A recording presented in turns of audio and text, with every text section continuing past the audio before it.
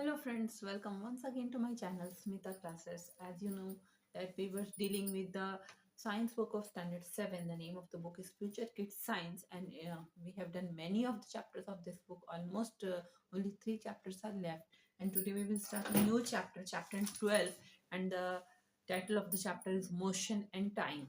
Okay, we will start the chapter. हर दिन के जीवन में हम लोग देखते हैं कि बहुत सारे ऑब्जेक्ट्स रेस्ट में रहते हैं और मोशन में रहते हैं। मतलब कि रेस्ट में रहते हैं मतलब वो मूवमेंट नहीं कर रहे होते, मोशन में रहते हैं मतलब वो गति में रहते हैं, मूवमेंट कर रहे होते हैं। हम लोग अपनी गाड़ियां चला के ऑफिस जाते हैं, चिड़ियाँ उड़ती हैं, मछलियाँ तैरती हैं। हाँ, जितने भी छोटे छोटे एटम्स होते हैं, जो सबसे छोटा पार्टिकल होता है मैटर का, एटम हो, मॉलिक्यूल हो, प्लैनेट हो, स्टार हो, सभी कुछ मोशन में है। एटम हमेशा न्यूक्लियस का सर्कल लगा रहा है ना। प्लैनेट्स जो है वो सोलर सिस्टम के सेंटर सन का सर्कल लगा रहे हैं।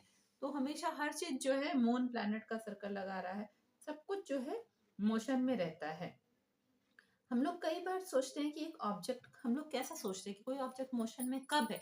जब वो समय के साथ साथ अपना पोजीशन चेंज कर रहा है। ठीक है, अभी 10 सेकेंड्स में यहाँ था, 20 सेकेंड्स के बाद दूसरी जगह पे है।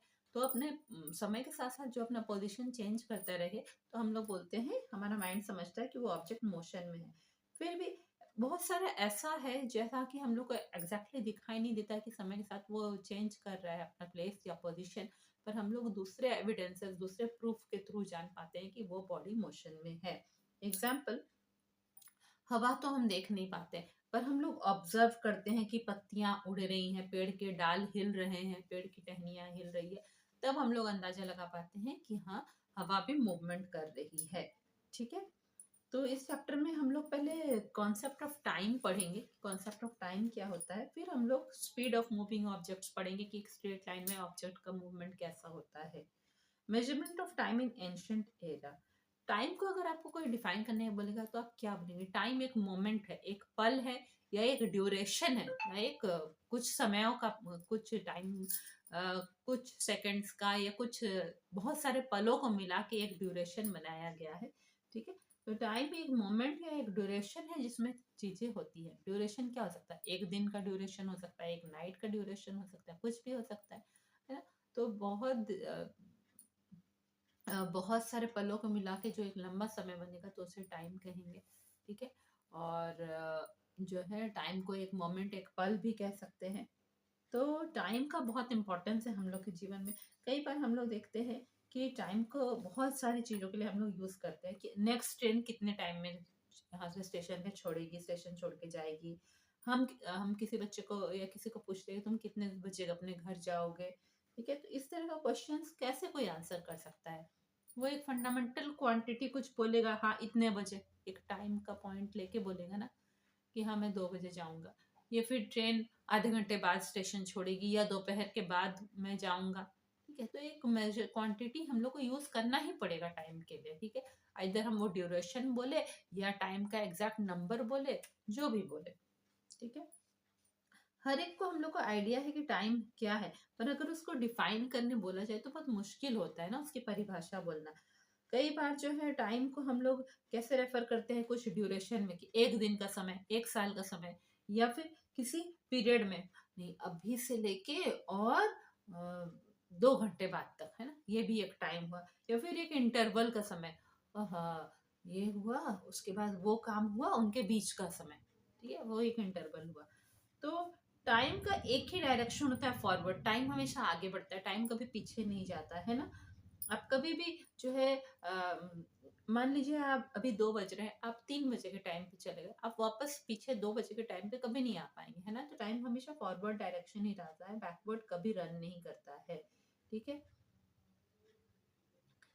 कभी कभी हम लोग को लगेगा कि टाइम बैकवर्ड रन कर रहा है। अगर कोई फिल्म हम लोग प्रोजेक्टर में देख रहे हैं, उसको हम लोग बैकवर्ड रन कराने लगेंगे तो हम लोग को लगेगा जैसे टाइम बैकवर्ड रन कर रहा है ना।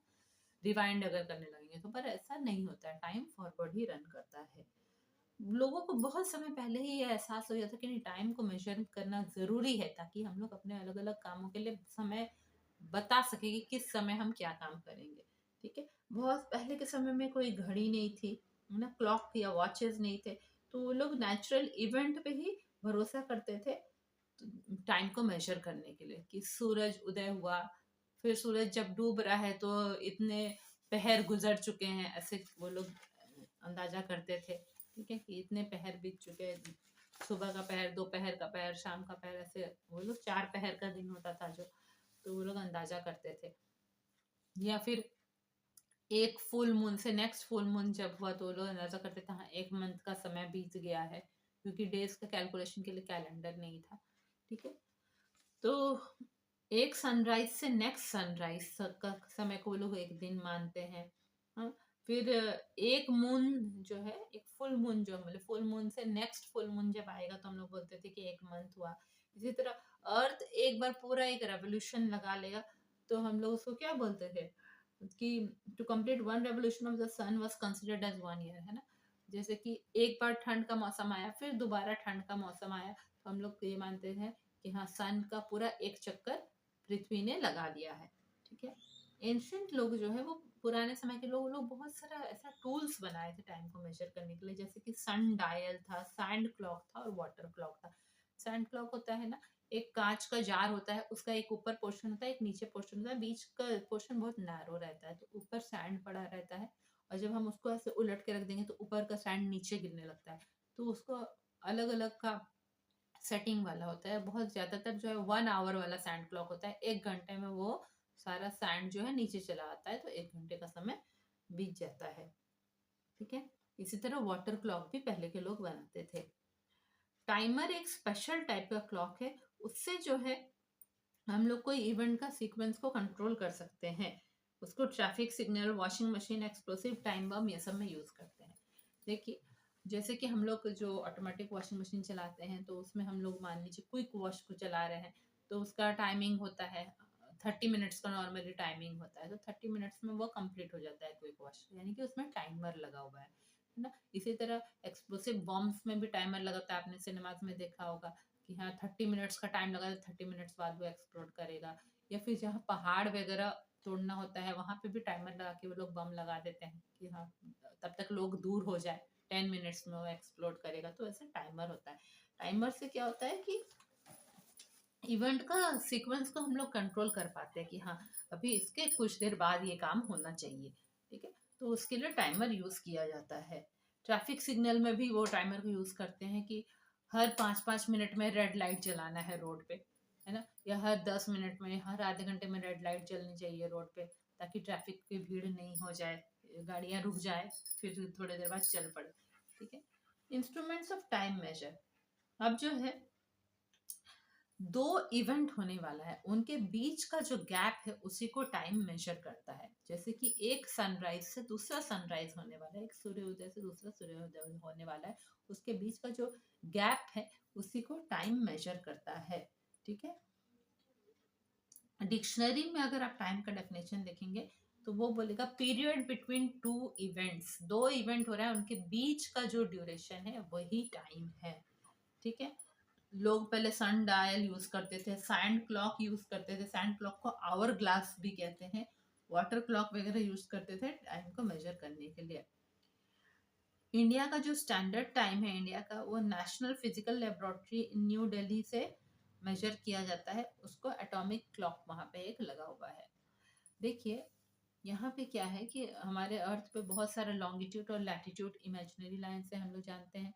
तो जो लॉन्गिट्यूड पहले पहले का होता है, स्टार्टिंग का 0 डिग्री के बाद बाद का लॉन्गिट्यूड सब, वो सब क्या होता है, वो सब जो है लॉन्गिट्यूड कितने होते हैं, 0 से 180 डिग्री होता है, तो 0 के डिग्री के बाद वाला लॉन्गिट्यूड सब जो है वो पहले सन के तरफ आ जाते हैं, वहाँ सनराइज जल्दी हो जाता है जापान वगैरह में। ठीक है, सनराइज जल्दी होता है, तो वो लोग का टाइम हम लोग के टाइम से अलग होता है, तो हर एक लॉन्गिट्यूड में टाइम डिफर करता है, इसीलिए हर कंट्री जो है अपना कुछ एक सेट करके रखा है कि वो जो टाइम है उसी वही टाइम पूरे कंट्री में माना जाएगा। ठीक है, तो इसी तरीके से जो है इंडिया का स्टैंडर्ड टाइम को एक लेबोरेटरी है, नेशनल फिजिकल लेबोरेटरी, फिजिक्स का एक लेबोरेटरी है न्यू दिल्ली में, वहां पे वो एक एटॉमिक क्लॉक रखा हुआ है। ठीक है, एक दूसरे तरह का क्लॉक रखा हुआ है, उसके हिसाब से जो टाइम होता है उसी टाइम को पूरे कंट्री में माना जाता है। ठीक है, सन डायल जो पहले के लोग बनाते थे वो इस फैक्ट पे था कि position and length of the shadow of an object cast by the sun changes with the time of day. जैसे जैसे सन हम लोग जानते हैं ईस्ट में राइज करता है, फिर धीरे धीरे वो ऊपर ऊपर आते जाता है, आगे आगे बढ़ते जाता है। सन जो है सुबह सनराइज ईस्ट में होता है, फिर धीरे धीरे जैसे जैसे हमारी पृथ्वी गोल गोल घूमती जाती है, सन आगे आगे बढ़ते जाता है। दोपहर के समय बिल्कुल हमारे अबव द आवर हेड्स होता है, फिर शाम के समय फिर आगे आगे जाके नीचे जाने लगता है और डूब जाता है सन, है ना। तो ऐसे में हम लोग सुबह के समय खड़े रहेंगे सन की रोशनी में, तो हमारा शेडो अलग लेंथ का होगा, दोपहर के समय अलग लेंथ का होगा, फिर शाम के समय अलग लेंथ का होगा। तो उसी बेसिस पे सन डायल बनाया गया था कि शैडो का लेंथ जो है सन के साथ चेंज होता है, जैसे जैसे डे आगे बढ़ते जाता है शैडो का लेंथ अलग अलग टाइम में अलग अलग लेंथ का शैडो होता है, अलग अलग लेंथ की छाया होती है। ठीक है।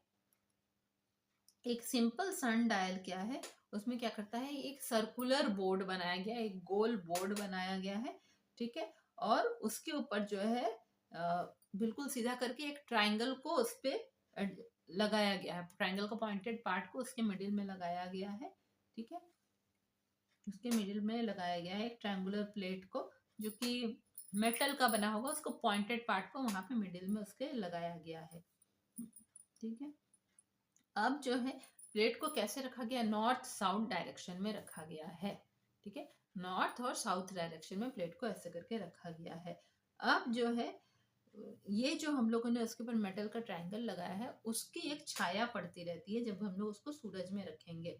ठीक है। इस सर्कुलर बोर्ड को जब हम लोग सूरज में रखेंगे तो उसकी छाया पड़ती रहेगी, वो जो ट्रायंगल हम लोगों ने लगाया है। तो अलग अलग टाइम में हम लोग देखेंगे अलग अलग एंगल पे वो छाया दिखाई दे रही है। क्या करेंगे कि वो सर्कुलर बोर्ड में मार्किंग करेंगे, जैसे प्रोटेक्टर में मार्किंग होता है ना, ऐसे सर्कुलर बोर्ड में भी मार्किंग करेंगे, पर उसमें जो है टाइम का मार्किंग करेंगे, 3 o'clock 4 o'clock 5 o'clock टाइम का मार्किंग करेंगे। तो शेडो जो है अलग अलग टाइम में अलग अलग एंगल पे शेडो पड़ती रहेगी, जैसे जैसे सन मूव करता रहेगा। ठीक है।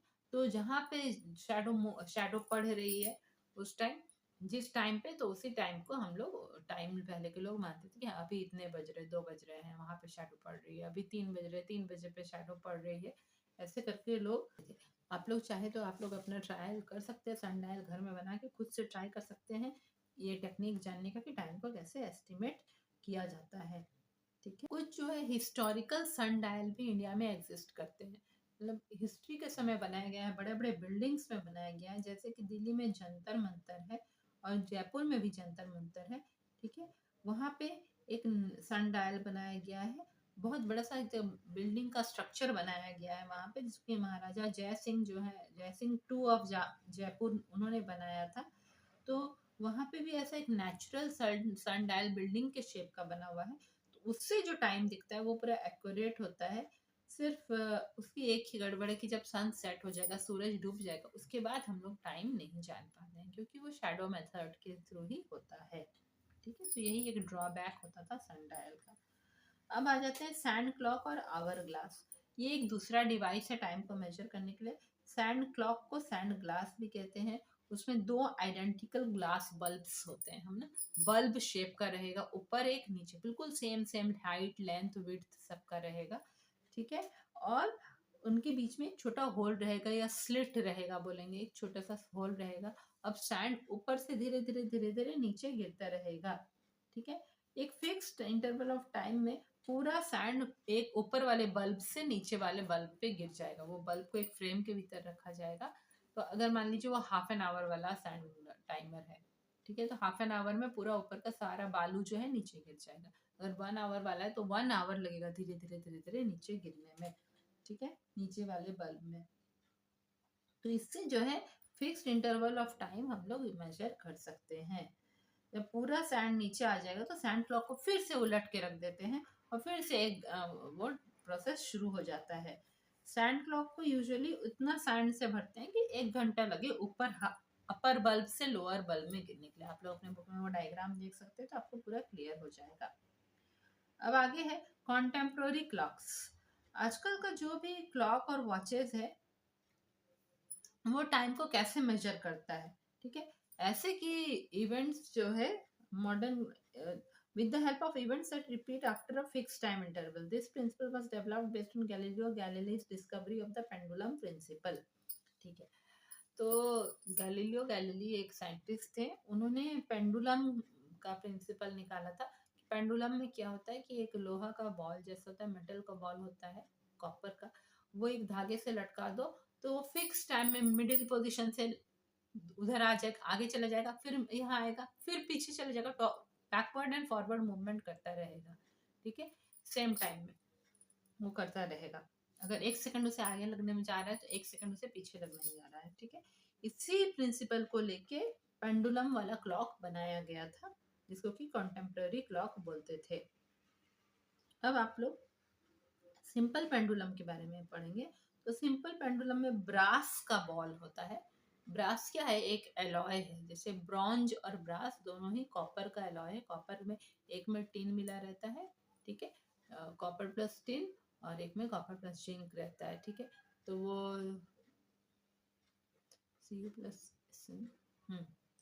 ठीक है, तो एक में कॉपर प्लस जिंक रहता है, एक में कॉपर प्लस टिन रहता है। तो वो एक एलॉय है ब्रास जो का बॉल। ब्रास का बॉल एक बना रहता है, उसको बॉब बोलते हैं। ठीक है, BOB बॉब बोलते हैं। और उससे ऊपर एक हुक जैसा बना रहता है, उसमें एक धागा लटका दिया जाता है। ठीक है, और उसको फिर जो है साइड में एक स्टैंड से ऐसे निकला रहता है एक डंडा, उसी डंडा में उस धागे को लटका दिया जाता है। ठीक है, अब पेंडुलम को जोर से हिला दिया जाता है, तो अब पेंडुलम का जो बॉल है वो झूले के जैसा झूलता है, और सेम टाइम इंटरवल में 1 सेकंड आगे जाएगा, मिडिल आएगा, फिर 1 सेकंड पीछे जाएगा, पीछे से वापस आने में फिर 1 सेकंड लगेगा। ठीक है, तो हमेशा बैकवर्ड फॉरवर्ड तो वो मूवमेंट करता रहेगा सेम टाइम में। कब? जब वो थ्रेड का लेंथ हम कांस्टेंट रखेंगे। थ्रेड का लेंथ को अगर हम चेंज नहीं करेंगे तो जितने टाइम उसको आगे जाने में लगेगा उतना ही टाइम उस पेंडुलम बॉब को पीछे जाने में भी लगेगा। ठीक है, बॉब जब मिडिल पोजीशन में रहेगा, अपने रेस्ट पोजीशन पे रहेगा, उसको हम लोग मीन पोजीशन कहते हैं। और बॉब जब इधर उधर झूल पड़ेगा, आगे जाएगा और पीछे जाएगा, तो जितनी मैक्सिमम दूरी जाएगा वो उसका एक्सट्रीम पोजीशन होता है। ठीक है, तो बॉब को क्या करते हैं, वो ब्रास के बॉल को एक तरफ खींच के और फिर छोड़ देते हैं, तो अपने आप पेंडुलम जैसा मूवमेंट करता रहता है। तो इस तरह जो ये टूवर्ड्स एंड फॉरवर्ड मोशन जो होता है, टू एंड फ्रो मोशन जो होता है सिंपल पेंडुलम का, आगे जाए पीछे जाए, फिर मिडिल में आए, फिर आगे जाए, मिडिल में आए, फिर पीछे जाए, इस पूरे मूवमेंट को हम लोग कह सकते हैं कि एक पीरियोडिक या ऑसिलेटरी मोशन का एग्जाम्पल है। ठीक है, ये पीरियोडिक या ऑसिलेटरी मोशन का एग्जांपल है। जब पेंडुलम मिडिल पोजीशन से, मीन पोजीशन से एक एक्सट्रीम में गया, फिर वापस आया मिडिल पे, मीन पे, फिर दूसरे एक्सट्रीम पोजीशन पे गया और फिर मिडिल पे आ गया, तब हम बोलते हैं कि एक ऑसिलेशन पूरा हो गया है। ठीक है, अब है कि सिंपल पेंडुलम में क्या क्या टर्म्स यूज होते हैं वो हम लोग देख लेते हैं। तो सिंपल पेंडुलम में पहले लेंथ ऑफ द पेंडुलम होता है।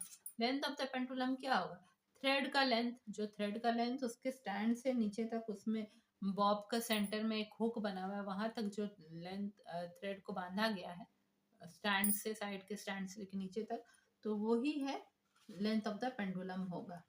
It is the length of the thread taken from the point of suspension to the centre of the bob. जहां से लटकाया गया वहां से वो जो बॉब है, ब्रास बॉल है, उसके मिडिल तक में जितनी दूरी रहेगी उस दूरी को हम लोग लेंथ ऑफ द पेंडुलम कहेंगे। Mean position of the Bob क्या है, वो पोजीशन है बॉब का जहाँ पे कि वो रेस्ट पे है। ठीक है, जहाँ पे कि वो रेस्ट पे है और आगे नहीं जा पा रहा है, वो मीन पोजीशन होता है बॉब का।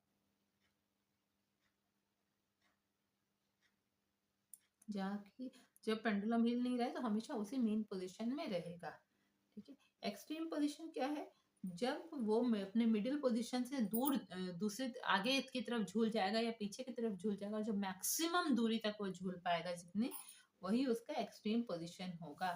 ठीक है, तो एक उसका पोजीशन ए होगा जो आगे जा रहा होगा, पोजीशन बी जो पीछे जा रहा होगा। ठीक है, it is the position of the bob where it covers the maximum distance from the mean position. अब ऑसिलेशन ऑफ द पेंडुलम, अब मैंने आपको जैसे ऑसिलेशन बताया कि ऑसिलेशन, एक ऑसिलेशन का मतलब क्या है, पेंडुलम एक एक्सट्रीम पोजीशन से दूसरे एक्सट्रीम पोजीशन तक गया और फिर वापस मिडिल में आ गया, अपने मेन पोजीशन में आ गया। मैंने मीन से एक्सट्रीम गया, एक्सट्रीम से मीन आया, फिर मीन से एक्सट्रीम गया, एक्सट्रीम से मीन आया, तब एक ऑसिलेशन पूरा होता है। ठीक है, A to position A to B आपके डायग्राम में आप लोग देख सकते हैं आपके बुक में कि वो ए से 0 पे आया, 0 से बी पे गया, फिर बी से 0 पे आया, तो ये एक ऑसिलेशन हुआ। ठीक है, इसको एक ऑसिलेशन करेंगे। ए से बी पे गया, ठीक है, वो ए से 0 पे आया, 0 से बी पे गया, फिर बी से 0 पे आया, फिर 0 से वापस ए पे गया। ठीक है, तो अब एक ऑसिलेशन रहेगा, मतलब जहां ओरिजिनली जहां से स्टार्ट किया उसको वापस वहीं पे आना पड़ेगा। अब है ये हुआ एक ऑसिलेशन ऑफ द पेंडुलम हुआ। अब एम्पलीट्यूड ऑफ द पेंडुलम, ठीक है, तो एम्पलीट्यूड ऑफ द पेंडुलम क्या है? Maximum displacement of Bob from its mean position on either side. ठीक है, कि जो बॉब लटका हुआ है वो अपने पोजीशन से कितनी मैक्सिमम दूरी जो तय करेगा वही एम्पलीट्यूड ऑफ पेंडुलम कहलाता है। ठीक है, कि वो 0 से ए तक कितने सेंटीमीटर या मीटर कवर कर रहा है, वो उसका एम्पलीट्यूड कहलाएगा। एम्पलीट्यूड बड़ा है या छोटा है उससे कुछ इफेक्ट नहीं पड़ता है टाइम पीरियड का। ठीक है, पेंडुलम का अपना टाइम पीरियड होता है और वही रहेगा। अब टाइम पीरियड क्या है पेंडुलम का? It is the time taken by the pendulum to complete one oscillation. It is denoted by T. The time taken by the bob of the pendulum to move from A to B and back to A via O is defined as the time period of the pendulum. ठीक है, तो time period of pendulum क्या है कि जो time लग रहा है पेंडुलम को एक कंप्लीट ऑसिलेशन पूरा करने में, वही टाइम पीरियड ऑफ पेंडुलम है। ठीक है, और एम्पलीट्यूड क्या था? मैक्सिमम डिस्प्लेसमेंट जो था। देखिए, डिस्प्लेसमेंट और डिस्टेंस में आपने पिछले क्लास में भी पिछले मतलब 7th क्लास में भी, आप 6th क्लास में भी आपने देखा था कि एक पॉइंट से दूसरे पॉइंट में जाने के लिए एक लंबा रास्ता है, एक छोटा रास्ता है। तो जो सबसे छोटा रास्ता है दूसरे पॉइंट में जाने के लिए वो डिस्प्लेसमेंट कहलाता है और बाकी रास्ते सब डिस्टेंस कहलाते हैं। ठीक है, तो यहाँ पे क्या कह रहा है कि जितनी दूरी बॉब जा पाएगा वो उसका एम्पलीट्यूड रहेगा, यानी बॉब जितना डिस्प्लेसमेंट तय कर पाएगा वो उसका एम्पलीट्यूड रहेगा पेंडुलम का। ठीक है, और टाइम पीरियड क्या होगा? इस ऑसिलेशन को पूरा करने में पेंडुलम को जितना समय लग रहा है वो टाइम पीरियड होगा, वो कैपिटल टी से डिनोट रहेगा। अब टाइम पीरियड क्या चीज पे डिपेंड करेगा? टाइम पीरियड पेंडुलम के लेंथ पे डिपेंड करेगा। अगर पेंडुलम का लेंथ हम बढ़ाएंगे, लंबा धागा लटकाएंगे, तो उसका टाइम पीरियड भी बढ़ेगा, उसको ऑसिलेशन करने में ज्यादा समय लगेगा। तो पर अगर एक गिवन लेंथ का ही हम पेंडुलम यूज कर रहे हैं कि चलो हम 3 सेंटीमीटर का ही धागा यूज कर रहे हैं, तो उसका फिक्स्ड टाइम पीरियड होगा, वो कुछ चेंज नहीं होगा। टाइम पीरियड जो है किस पे डिपेंड करता है? Time period depends upon the length of the pendulum. अभी हमने डिस्कस किया कि जितना लंबा धागा रहेगा टाइम पीरियड उतना ही रहेगा। अगर पेंडुलम का हम लेंथ को बढ़ा देंगे तो टाइम पीरियड भी बढ़ जाएगा। तो एक गिवन लेंथ का अगर पेंडुलम है तो उसका टाइम पीरियड कांस्टेंट रहेगा। The fact that time period of a given pendulum is constant was discovered by a scientist named as Galileo Galilei. Galileo Galilei एक बहुत ही फेमस साइंटिस्ट थे। तो उन्होंने देखा कि पेंडुलम का टाइम पीरियड कांस्टेंट रहता है, पेंडुलम को एक ऑसिलेशन करने में उतना ही समय लगता है अगर एक फिक्स लेंथ का पेंडुलम होगा। पेंडुलम नॉर्मली जो है 25 सेंटीमीटर लेंथ का रहता है और उसको 1 सेकंड लगता है एक ऑसिलेशन को पूरा करने में। 1 सेकंड लगता है अगर वो 25 सेंटीमीटर लेंथ का रहता है तो।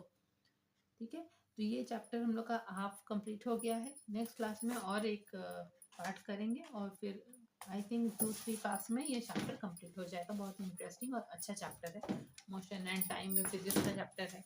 आप लोग समझिए, एंजॉय करिए और चैनल को सब्सक्राइब करना ना भूलें। साथ ही मेरा वीडियोस को अपने फ्रेंड्स के साथ शेयर भी करें। जल्दी हम लोग मैथ्स के वीडियोस भी लेके आएंगे। मिलते हैं नए क्लास में। Thank you.